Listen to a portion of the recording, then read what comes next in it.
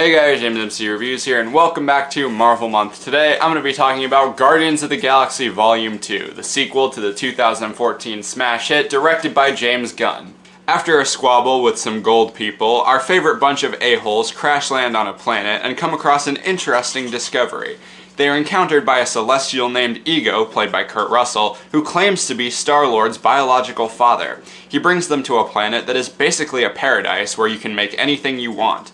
Most of the Guardians think this is a trap, but Quill is too concerned with getting to know his father to care. But once a world-ending discovery is made, the Guardians must band together to save the day. Again. So the first Guardians movie was a huge surprise to everyone with how funny, charming, lighthearted, and just overall really well done it was. So everyone got super excited for a sequel. How did it turn out? Honestly, I might like this one more than the first one. I mean, don't get me wrong, it still has quite a few problems, but the good heavily outweighs the bad in my opinion. I think that it ups the jokes, it ups the action, it ups the character development, it ups the characters in general, and it gives us, some new insight into Star-Lord's lineage, and it has, a nice message, some really emotional beats. It's a really solid movie, as something that is essentially just filler until Avengers 3. It's really solid. I think the story is a nice mix of, entertaining, funny, lightheartedness, but it also knows when to slow down and be, really sincere and heartwarming and stuff like that. It deals with a lot of, kind of the same themes as the first one did, with, friends being your real family, and, the things they do, with the way they develop certain characters and, the arcs that they give them are really effective and, emotional and stuff like that. I think all of the characters in this movie are great. I think Star-Lord, even though he does kind of act rationally in a lot of scenes, he is, he's well developed, and, you understand where he's coming from. I think some of the new additions, like Mantis, are really good. She adds a lot of, the emotional center to it and stuff like that, and she's also pretty funny. Drax and Rocket are just as funny as ever. Baby Groot is absolutely adorable, and I want a toy of him right now. And I think that Ego starts off as a really good, interesting, and charming character, but then around the third act, he kind of loses me a bit. He goes full Marvel villain, and he just becomes, laughable and ridiculous. Also, his motivation for why he wants to do what he does is kind of confusing. Like, I mean, they say that he wants to spread himself out around the galaxy, but he doesn't really explain why, aside from just because. There's also some really nice relationship stuff that starts to develop. The Star-Lord and Gamora, will they, won't they, continues. It's pretty sweet to watch, and, it makes it all the more heartbreaking in Infinity War when what happens, but we'll get to that when we get to it. Speaking of Gamora, her and Nebula start to form a relationship. I really like how they use Nebula as a character. Also, I just really like Karen Gillan, so maybe I'm a bit biased, but I think that they did a really good job making her more believable as a character. They give her a really dark backstory when she talks about it. And I think, the relationship between her and Gamora, as it starts to form a lot better, they do a really good job of that, and it's really cool to see. And of course, Yondu. I'm very poppin', y'all! Never forget Yondu. Yes, you could argue that his character is just kind of retconned into a good guy, and it doesn't make that much sense, but I'm sorry.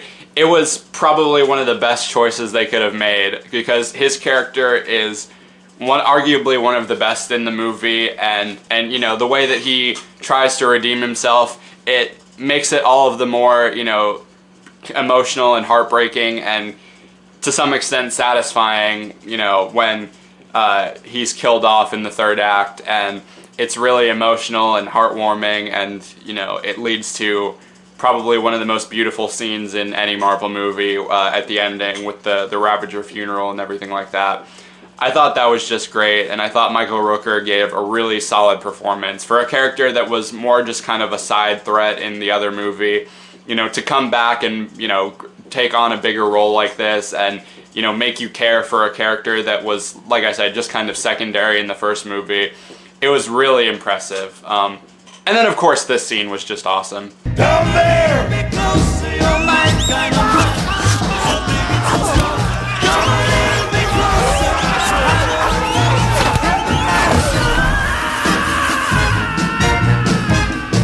And the movie is full of just awesome scenes like this. You know, the battle at the end between Ego is really cool.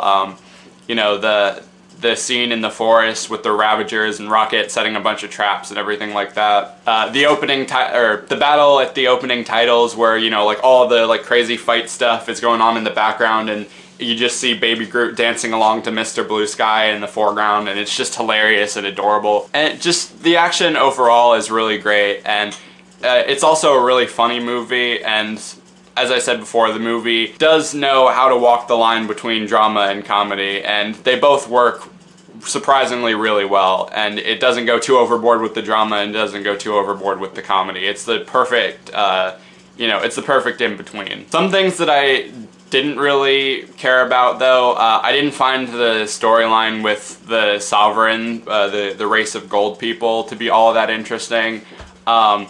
You know, it didn't really, like, I understand why it needs to be in the story because, you know, the thing with the batteries and them getting stolen and everything like that, it has to, it's kind of like the thing that sets off this whole adventure and everything like that. And it also is a way for them to tease Adam Warlock at the end of the movie. But I feel like you could have cut them out and not really missed anything. Also, the movie does feel like it goes on for a little bit too long, particularly towards the final battle. But I mean, it was still entertaining to watch, and I wasn't ever bored by it, so I can't really complain too bad. And of course, the soundtrack is even better than the first movie. You know, this one, I find myself listening to Awesome Mix Volume 2 a lot more than Volume 1 because, you know, the songs on there, they're really well chosen, and they work really well, not just on their own, but especially in the context of the movie. I think they're great. And of course, you know, the directing by James Gunn is, you know,